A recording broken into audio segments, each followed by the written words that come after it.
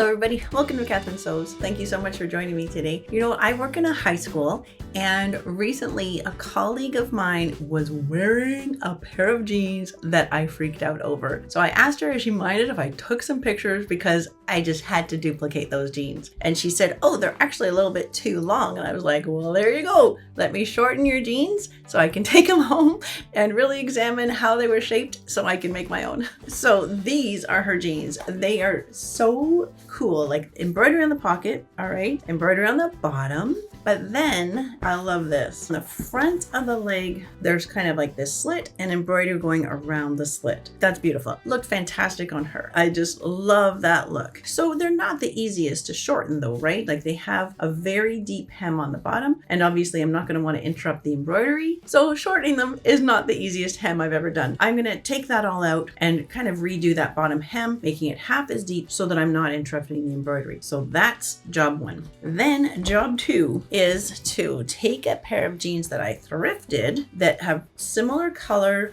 They fit me pretty well, but they are just a straight leg. They don't have the flare. These are like a bell bottom, right? Which is, I think, so cool. So then I had to go through my denim scrap bin to find another pair of legs that had been cut off to make shorts from another pair. So I'm going to be able to use that, put together with this leg to make that bell bottom shape. And then I'm going to start embroidering. So for the embroidery, I have this giant kit of embroidery thread, which is so beautiful. But you know what? When I took a good look at it, it's not that great. It doesn't have pink and it doesn't have blue, and it basically is sort of half the rainbow, and there was no black and white. So I went looking on Amazon, and you know what? I found the best deal. So 50 skeins of embroidery thread for $10. That's just amazing. Like I can't buy embroidery thread that cheap anywhere. So I've ordered that. That's going to come in soon. And if it's nice quality, if I like it, I will put a link in the description below to that bundle of embroidery thread because it looks really pretty. I just want to test out the quality before I recommend it to you. The nice thing about doing my own embroidery is that I can pick and choose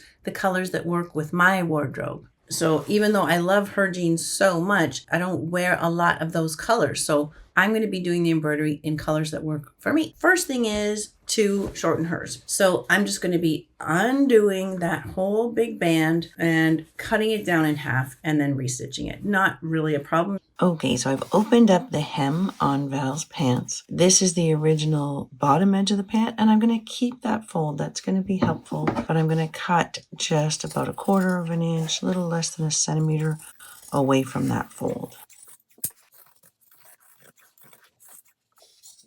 So I'm going to give that a cleaner corner though. So first I'm going to unfold the seam allowance, but keep that original fold and bring it up to the embroidery. And I'll just sew right there. Open out the seam allowance, keep that first fold and bring it up to there. So I'll sew 4 little bits like that. That'll give a nice clean corner. Okay, so for now, I've got a regular needle and regular thread, and my thread is sort of a bluey gray denim-y color. So for this first stitch, I just want to sew kind of in the original sewing line there. And remember, I've got this extra little fold in here.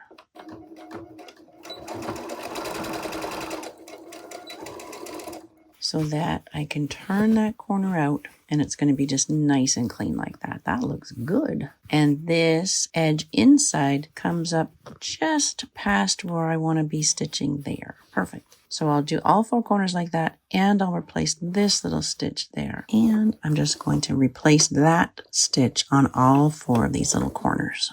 I'm using a stitch length. I'm going to try 3.5 just to mimic what is already there.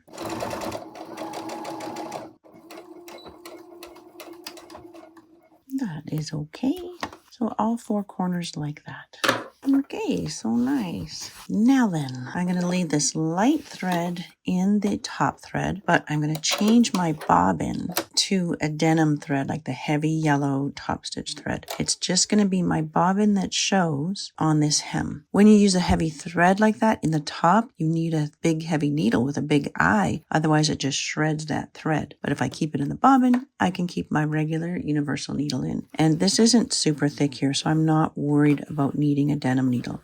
I can stick with my universal And I'm just bringing that edge up to that line of embroidery so that I can just sew right along there. And the bobbin will give me that nice denim top stitch look. If crossing a seam like that gets to be too thick, I can actually hammer it, like literally with a hammer, and it kind of crushes the fibers and makes it way easier to sew. In fact, you know what? I think I should just give that a couple whacks before I get started here.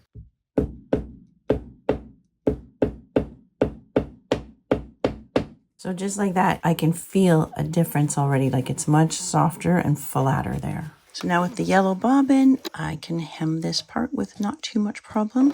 And my stitch length, maybe I'll even go to 4 millimeters long for the stitch length.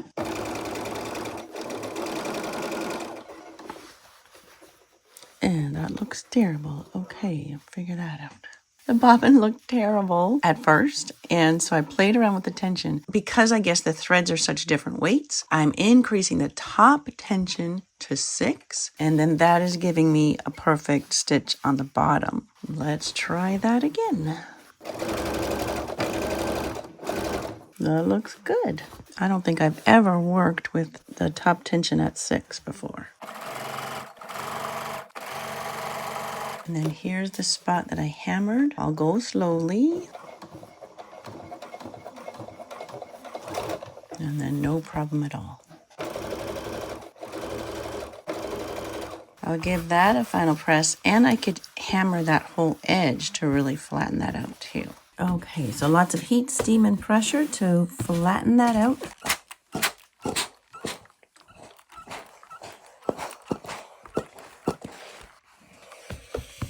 So I think Val's pants are done, and now it's time to get to the business of duplicating these jeans. I should probably return these jeans to Val as soon as I can, but before I do that, I want to take a few key measurements. So the width of her bell bottom across the bottom is 12 inches. And then the measurement from the fullest part to the narrowest part is, let's say, 18 inches.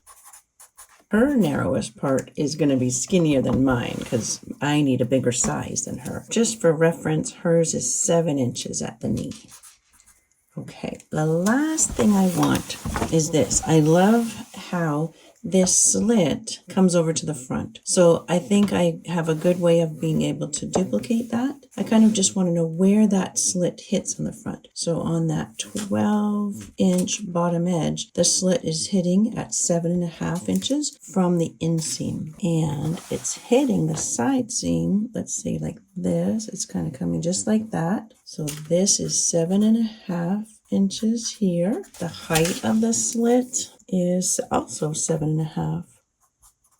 So with those key measurements, I should be able to duplicate this. I've already taken pictures of the embroidery. Mine is not going to be exactly like this. This is done on a machine, right? This is machine embroidered, and I'll be doing hand embroidery, but I'll be just kind of mimicking the style and changing the colors. Okay, so the jeans I'm going to be using to make these beautiful embroidered bell-bottom jeans are not bell-bottoms. They are kind of more like a boyfriend fit, maybe a mom jean. I don't really know the difference, but they are kind of roomy through the thigh, which a bell-bottom is definitely not. So before I even start embroidering, I need to get the fit right on these jeans. So I'm going to be comparing the fit of these ones to the fit of my favorite flared jeans. I bought sort of a semi-flared jean and I took it in more on both sides to just exaggerate that flare, and I like the fit of them now. So I'm going to lay both out so I can compare the fit of these jeans to the flare jeans that I really like the fit of. These are the jeans I'm going to use. It's wide at the thigh, and it's particularly the inseam I'm going to have to take in. So these jeans are my favorite jeans at the moment. They actually have a nice flare, not as much of a flare as Val's bell bottoms. You can see I did a European hem on the bottom edge, but not soon enough. I'd already kind of chewed up that bottom edge with them being too long. That's okay. And then you can see here too, I took them in quite a bit and quite a few times to get that sort of nice taper in at the knee and then flare back out. And I did a little bit on the inseam too. So if I compare these jeans to the ones I'm using, and if I got the top ends together, the waistband is together at the center front, and that whole front crotch seam is together, you can see what a difference. Like this one has a good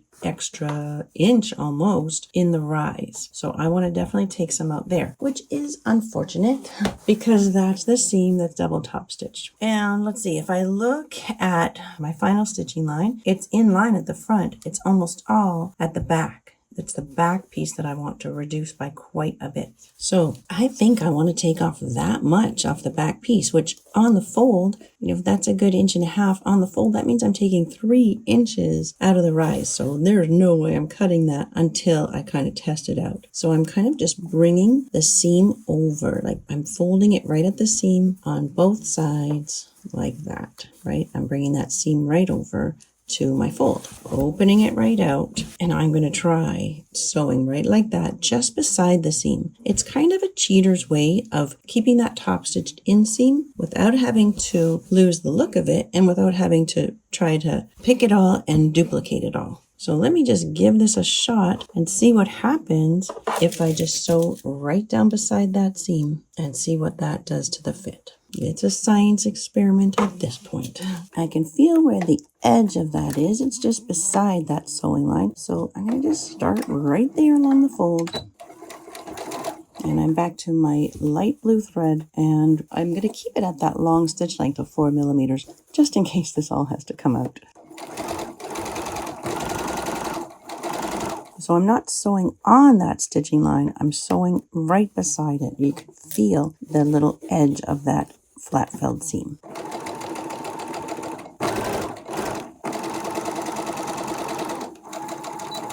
So that is amazing. I took that much out of the crotch. From my edge to the sewing line is 1.25 inches. So it's 1.25 inches on the fold. So in total, I've taken out 2.5 inches out of the crotch. On the inside, beside that line of the double top stitching, my seam starts there, right there. And you just really can't tell, right? Like it just doesn't show. And now watch when I put it on. Oh, I haven't even trimmed off the extra there. It's still inside, but it's just taken so much of the fullness out of the thigh. It would have been too much if I had tried to take it all out of the side seam, but now I can. Now I can get that nice snug through the thigh fit without just pulling it all to the side. It's sort of going to be more balanced because I've taken some through the inseam as well. That is a pretty great alteration. I'm excited about that. So now I've got them inside out again, and now I can start pinning away some of the excess from the side seams. So I make a vertical line with pins to show me exactly where to sew. I think I'll take more off the back, so I'll follow that taper even more. That requires that I unpick what I just sewed, which I was so excited about, but I think it'll be good if I take even a little bit more off of the inseam here,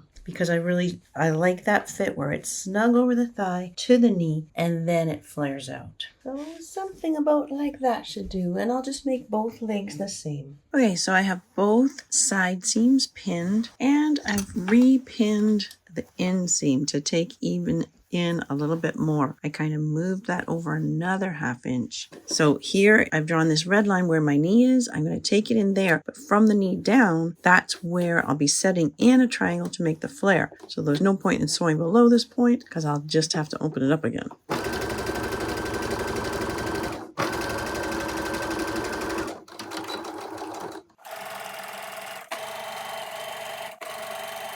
So to make this nice blend here at the bottom so that it doesn't show at all, I just want to have that kind of wrapped tight, like folded tight against that seam and then taper off.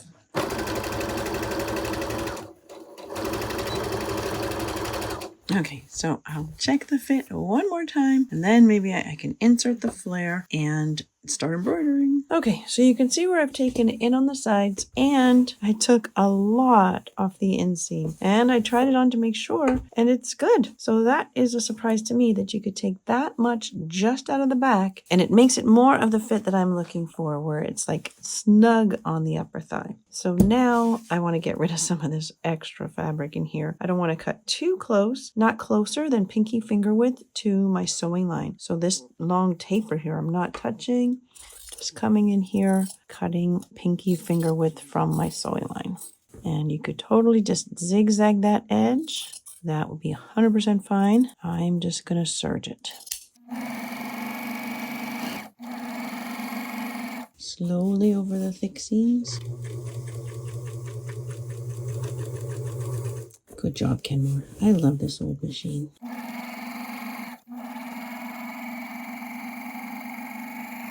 Okay, so that's my new inseam. And there it is from the outside. I could go in a little closer because you can see that. But it's so subtle, like I really don't think I'm going to worry. Nobody's going to ever think twice about that. It looks great. So if all you want to do is improve the fit of your jeans, then that is the way to go, right? That's just such a more flattering fit. I'm really happy already. But now I want to add that flare. Isn't it nice that it comes in a little bit more snug on the thigh? I think that's really flattering. Okay, so now before I can open up the side seam to build in that flare, I just need to open up a little bit of the hem. Not a lot though. Okay, just a little bit will do. And then I want to open up this seam a little bit, but I'm going to be mostly cutting open this. So I'll just open up the bottom a smidge. So this is the end of my sewing line, and I just want to take that right down straight to the sewing line here at the bottom. That's the sewing line, so I'm going to mark where I want to cut. So I'm just going to push that out so that my 1/2 inch line is on that sewing line. And then that just leaves me here to open up. Alrighty, I'm going to cheat a little, put the red ball down, and see if I can't just push my way along there. Ooh, there we go. That's what I like. Okay, there we go. So both sides like that. So remember in my sketch, I wanted the flare to start about 18 inches up, and it's a little shy of that, but I think that's just because my legs are shorter than Val's. And then this was going to be 7 inches, and it's quite a bit bigger than that. I might end up coming in to take it in more, but maybe this is just the right width for me. I think that's going to be fine. What I'm most concerned about is the flare here. So this was 7.5 inches. The slit was 7.5 inches up, and then the whole total width was 12. So I have like exactly 7.5 inches at the bottom here, but I want to take it up to 12. That means I need 4.5 inches on the fold. So I need a triangle that's 9 inches by about 18. I did finish opening up both legs, and I pressed this seam allowance flat, and I re-sewed that little end of the hem closed. These legs were just in my denim scrap bin, and look at the match. Like, that's pretty great. I'm pretty happy with that. So now I'm ready to cut my triangles. So this one is all ripped up. Although, you know what? I'll keep that, and I'll do a little European hem on that just so it looks like the original hem. So that's unfortunate, but not a big problem. I think that means to just cut all the way around. I'll just cut this part sort of seam allowance width above that hemline.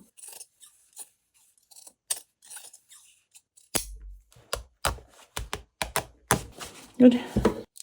And good. So now a little mini European hem here, just on the one leg.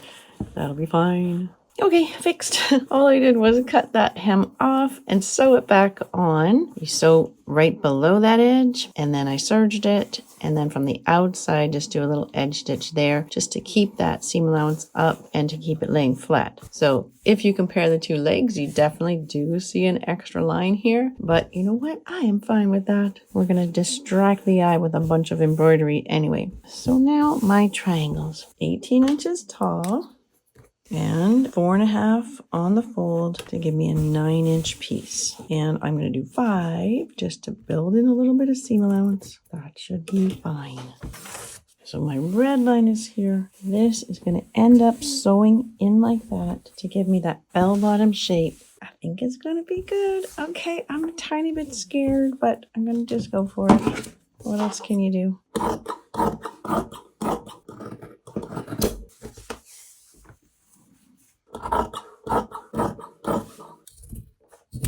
So I'm going to sew the back edge in, just no problem, just kind of like a normal seam. So I guess I better flip these back to being inside out. I think the first thing I'm going to do is serge the front edge because of that slit. Although, if the slit is going to be 7.5, I still have the original serging here. Oh, that's actually handy. So no worries there. So maybe I'll just hop on here and serge the rest of that front seam and one edge of each of these just for the front, just because of the slit. Otherwise, I would wait and serge it together. So I'm going to serge these.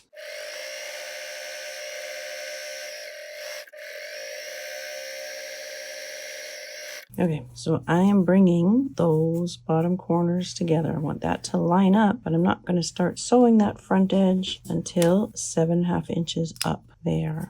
Alrighty, so I think I better get that seam just behind my sewing line here. I think pins are a bit more accurate than clips in a situation like this. So there's the bottom of my opening. I want to get that to the seam. That should be nice. So I'm going to start sewing here.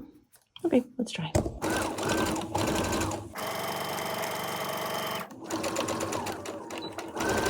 All right, so that makes a nice opening. I think I'll be able to make those bottom corners look okay. And now the back edge. So the back edge of the triangle is going to just go in normal, like top to bottom, even Steven. I should say bottom to top because I really want those bottom edges to line up. The point of the triangle is back there, but this is just looking like a normal seam, isn't it? So I'm more or less following that original line of sewing.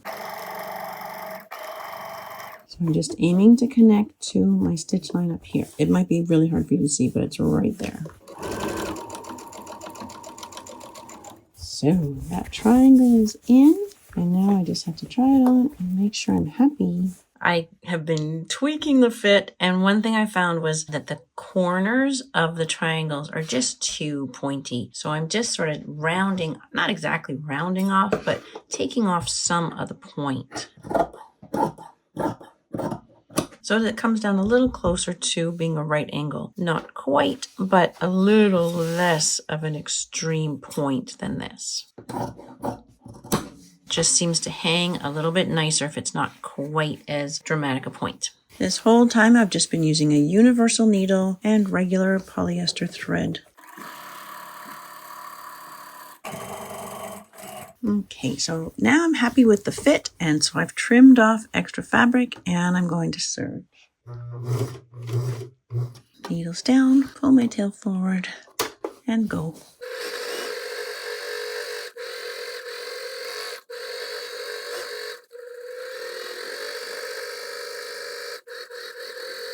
Okay, so now I just want to sew the edges of that slit down nicely, and then I can finally start embroidering. I have put the yellow thread, the heavy denim thread, in the bobbin again, and I've increased the stitch length to 4 and increased the tension, honestly, to 7. And that's how I'm getting a nicer stitch like that. So because my yellow thread is in the bobbin, that's why I'm able to work with the wrong side up so I can see my edge and yet get that good top stitch that shows on the right side. I can tuck in my serger tails here. And I kind of just want to arrange the opening of the slit so I can go up, across, and then down. And again, I can tuck in the tail from my serger. I don't want that corner to stick out the bottom. That will not look good. So I'm kind of just bending it in. I got a little bend right there, but that's actually going to give me a pretty good looking corner. You see my little fold there? That's actually working for me. Nice. That looks good. And then the top of the slit looks pretty good. Happy with that? Both sides. And then finally I will get to embroider. All right, so you can see the triangle that I've inserted into the seam, and it's all sewn except that slit that comes to the front. And then do you remember I cut the triangle back just a little bit because I didn't like this extreme point there. And that kind of is nice now that it sort of hangs open. I like that. It looks good. So a final press to that. Beautiful. So if you just wanted to make bell bottoms with a slit, you're done. But this is going to be the fun part. Let's embroider. Okay, so the fit of my pants is finally what I was looking for. I'm really happy with the sort of fit and flare bell-bottom look. That's working out great. And my embroidery thread arrived from Amazon and it's beautiful. Of course, I've already made a mess of it. It's 50 skeins and it didn't come in the nice tin box the way I showed you on the first one. It just came in a plastic bag, which I'm gonna have to get some kind of nice container for it, but it's beautiful. The embroidery floss itself has a nice sheen to it. I think it's really beautiful quality. So that is a good deal. So these 50 skeins for $10. That's on Amazon.ca, and I'll link that in the description. But on Amazon.com, I found an even better deal. I think it's 240 skeins for $19 US, which is unbelievable. This one is poly cotton, which is maybe why it has that nice sheen to it. But the one on Amazon.com, it says 100% Egyptian cotton, long staple, all of the good stuff. So it might be even better quality. But I'm really, really happy with this. That is to me an amazing deal. So as I get into the embroidery now, there's a couple other things that you're going to need. One, I really enjoy working with a bunch of different colors of the friction markers. So that link is always in my description box as well, because these are just, I use them practically every single video, don't I? Those are fantastic. And then lastly, I think it's lastly, a couple, 2 or 3 even, needles with a really big eye. So you want a specific embroidery needle because you're going to be working with 3 strands of the embroidery floss. It's just a nightmare to try to get that into a regular needle. So honestly, that's all I buy is embroidery needles. Anytime I'm sewing on a button or a hem, it's always an embroidery needle because the eye is just so much bigger and easier to work with. So I'll put in a link into the description of the needles that I like as well. But any needle will do, as long as it has like that longer eye. I was very excited to get going on that embroidery, and I kind of wanted to work out my idea before I got into showing you what I was doing. So I have embroidered one whole leg and I'm beyond in love. Like, isn't that just so pretty? I love that so much. And it might be done, it might not be done. It's the kind of thing that I can just add on to. And I did one back pocket as well. And this to me looks like it's waiting for me to add on a little bit to it. But all of these different motifs and stitches, they're really just based on 3 different stitches. So I want to take you through that and show you that this is not that hard. So if all you want is the bell bottom with that slit in the front, then you're done. But if you want to see how to embroider them, then let's get into that part. So how I got started on this is really just with my friction pens. And one key thing is that none of this is perfect. These are the colors I used, and I still might add in a bit. But with my pen, I just really started with a squiggly line. I knew I wanted something dark, like kind of outlining the hem area. Think of this not really so much as a guideline, more as just sort of your planning, just so you can kind of get a visual on what you're trying to do. If you make a mistake and you do something you don't like, remember that these friction pens just iron off, no problem at all. And then I did a second wiggly line. I definitely used my inspo picture of my colleague's jeans, right? I referred to that, but I am not like married to it, right? I can change it as I want. And then I did the little X's. I'll try to be balanced here. If I've got 4 across the top there, I'll do 4 across the top here. But really, there is nothing that needs to be perfect. And whatever my width here is here, I should have that about visually the same there. And I think I'm all right. So then these flowers, these ones I was trying to make bigger, but in reality, they're about the same size, right? They're all about the same size, but these ones I just sort of filled in more. And I think that one nice way of drawing that for yourself is to draw it as a star, just to easily get the 5 points. So first of all, I've got one about here, one down in the corner here, and then 2 in between, and then one over here, and then same on the other side. This one maybe would be a bit more over. Around each of those points, if I draw that as a star, I think would help me to get my 5 points of my flower. Not there, there. And like you can tell, my stars are not perfect, right? This is all pretty much freehand, freeform. I don't use an embroidery hoop. I don't do fine embroidery. I do 1970s inspired embroidered jeans. This is like the extent of my embroidery. The first stitch I want to show you is just this. That's just a regular chain stitch. That was one of the first stitches I learned as a teenager. On the front here, I'm going to play with that same stitch and just show you a variation that I think I just kind of made up as I was going along, but it's the exact same stitch. That same chain stitch is the same idea that we use to make these, they're called lazy daisies. It's a nice simple way to make a flower. Then we're going to do a running stitch and then we thread that running stitch. The running stitch is also, to me, it's like kind of the same thing that you make the little stars with. It's really not that much different. And then we're going to thread some of the daisy stitches as well, using basically what to me is no different than the running stitch. Last thing will be the little French knots, which just add that little touch of color. And then that's it. I want to do the chain stitch first, but when we get into the next color, I'll show you how I deal with the skeins and try to keep them nice and neat. It's not always easy, but I try. What I have right now is just 3 strands of the floss. You can see how big the eye of my needle is, which makes it pretty easy to get that thread through. And if you do fine embroidery, you'll probably be horrified that I tie a knot at the end of my thread, but I do. These are going to be going through the washing machine, and so I want a pretty secure knot there. And then I cut off the thread that comes after my knot. So of course I'll hide the knot on the back and just come out where I want that embroidery stitch to start and pull my thread till that knot hits the denim. I've made that mistake before where I wasted 6 inches of thread. All right, here's the chain stitch. You just make your thread, kind of go around in a circle like that. Put your needle back in the same place it's coming out and make a little stitch. Make sure you're drawing your needle out inside that loop. So you have to catch that loop every time. Now with the stitches, I'm not going right through the pants. I'm just going to be going through the pocket. So now my needle goes back into the same place it was coming out. Make a little stitch. Make sure my needle's coming out inside that loop. And repeat.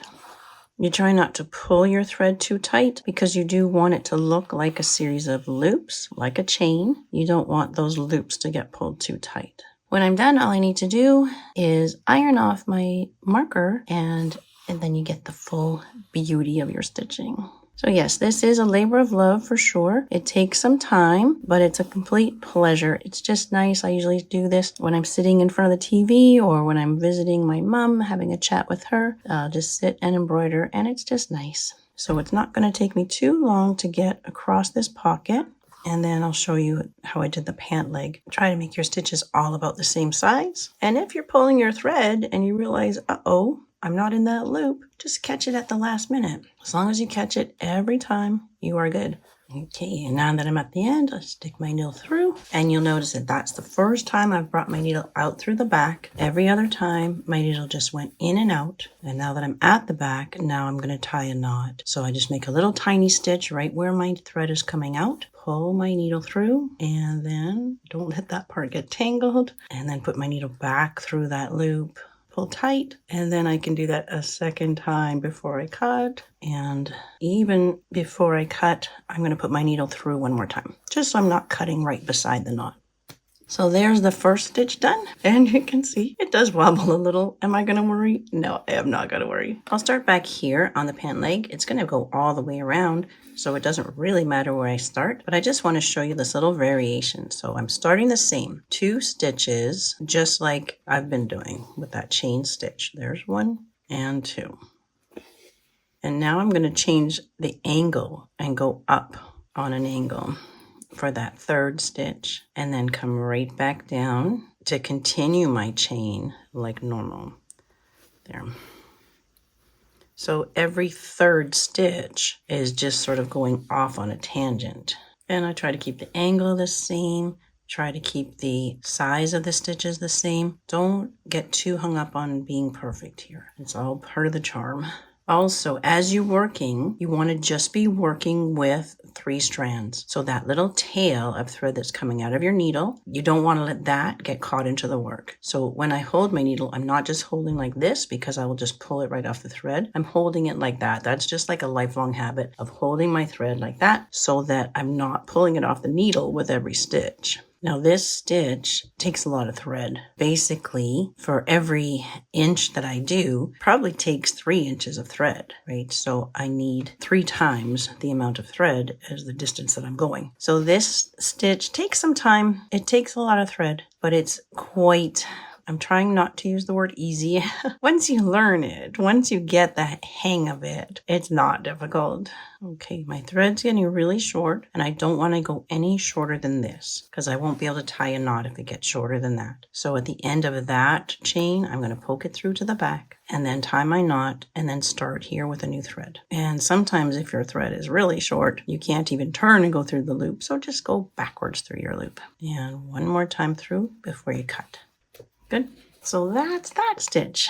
So then this cute little wiggly stitch uses much less thread and takes much less time. And it's fun. Let me show you that. So I'm starting with the orange. I'm still not going to be able to show you how I take it off the skein, but this is what I do with the second half, the other 3. I wrap it around the skein, mainly because that's so fun. And then, whoopsie, thread my needle. Sometimes only 2 go through, and you have to kind of put the third one through separately. Same thing, starting with a knot and starting on the back. Bring it out where I want. And so this stitch is really just the running stitch in the orange and then threading through with the pink. So I'm making just a little up and down running stitch. And you can kind of load 4 or 5 stitches onto your needle. And that's a decent way of making sure that they are more or less the same size, same space in between. And you're just weaving your needle up and down, and it's sort of 1-to-1 in terms of like every inch that I need to sew takes 1 inch of thread because it's just straight across. None of that loopy business like the chain stitch. Might be a little closer to the blue here than I was there, aren't I? I think that will look different. Okay, so if I'm not happy, then this one's easy to pull out. Just use the back of your needle to pull that out, rethread, try it again. Some mistakes or some, let's call them variations, are really nothing to worry about, not noticeable. I'll probably never think about them again. But if they would bother me and if they're going to make the 2 pockets seem quite different, and if it's easy to pull out like that, then sure, I would pull it out. So try that again, and this time I want to be a little further away than I was. And, you know, I can use my friction markers in a more methodical way. I could absolutely draw myself some decent lines with a ruler and try to be a little bit more perfect. But you know me, I kind of get excited and I jump right in. Okay, and onto the back and a little knot. Okay, so it kind of looks the same on the inside as it does on the outside. And now I take my other color, my pink. And these 2 colors, the pink and the orange, are so similar. It kind of just gives depth to the pink maybe, but if you did 2 contrasting colors, that is a beautiful effect too. So now the pink starts kind of the same place as the orange. And then here, I'm not even going to be piercing the fabric. I'm going to go down through 1 stitch and up through the next. And don't pull too tight because you want to have that slightly curvy look to it. So it's just up and down. And isn't that nice and quick? Like it looks more complicated than it is. Keep the tail of the thread out of the way. And it's literally just that, up and down, up and down. Now, if you're worried about these are called float yarns, like where it's long stitches. If you're worried about that catching on something, then every once in a while you can just take it to the back underneath a stitch and you can just tie a little knot. Make sure you're happy with the tension on it. Don't tie your knot if it's too tight. Tie a little knot there and then keep going. So having some stitches that take some time and patience and balance those out with some stitches that are quicker can really, you know, make your project a little bit more reasonable in terms of the time it's going to take you. And then when I get down into the last stitch, then again, right straight through to the back and tie a knot. Make sure I'm happy with the tension on the outside.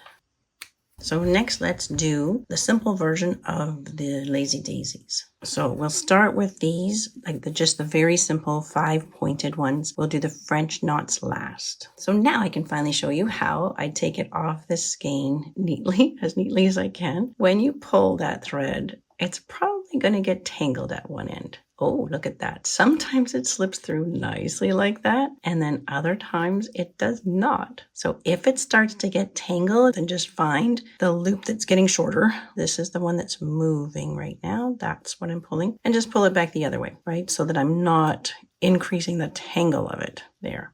And you don't want a crazy long piece because your arms are only so long. Snip and then split it into 3 and 3. And this is where a friend is very helpful. If you're sitting at your kitchen table with a friend, get them to just run their finger down it so that that does not happen. So I'm going to work with one. I take the other one just to try to keep things neat and wrap it around that skein. Okay.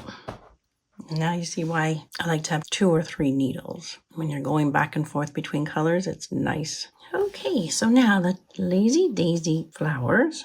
I'm going to start close. You know what? I'm going to put a dot in the middle. If I put a dot in the middle for where the French knot is going to be, then I'll know to sort of avoid the middle. So I'm going to come up just outside of that circle, pull until my knot hits the denim, and then make my thread go around the loop just exactly like I did on the chain stitch. And this time I'll be making a stitch that's a little bit bigger than the chain stitch, not by much. And again, I'm coming out inside the loop. Well, this time, instead of putting my needle back where it was coming out, I'll put my needle in on the outside of that loop so that it holds it down. And then I'm going to come out where I want the next little petal to be. So that holds down that petal, and we go around for the next. Cute, right? You can tell that my drawing with the friction pen was very loosey-goosey, and I am not married to it. It's just giving me a good guideline. Good. So that's it for my flower. The next one is a little far away, so I am going to tie off.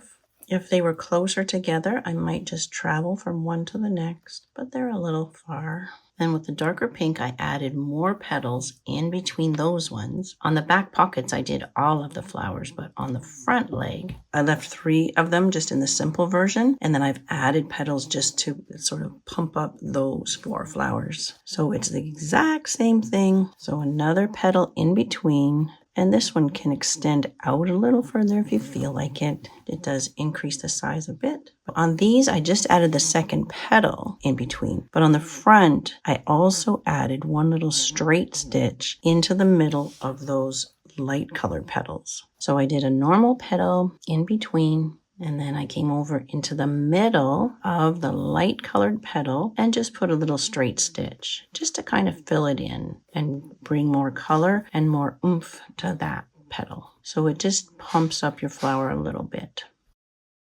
Right, so just that little straight stitch along the middle.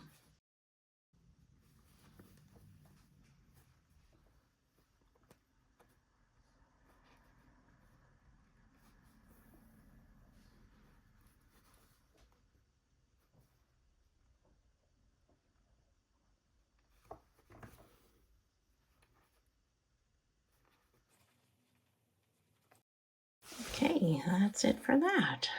That's looking so cute. Now I just want to show you those little stars. It's just like an X with another line through it. So to me, that's just kind of the same deal as the straight stitch or the running stitch. It's just slightly more involved. So I started those on the edge of the pocket. So again, I'm going to come out in that edge.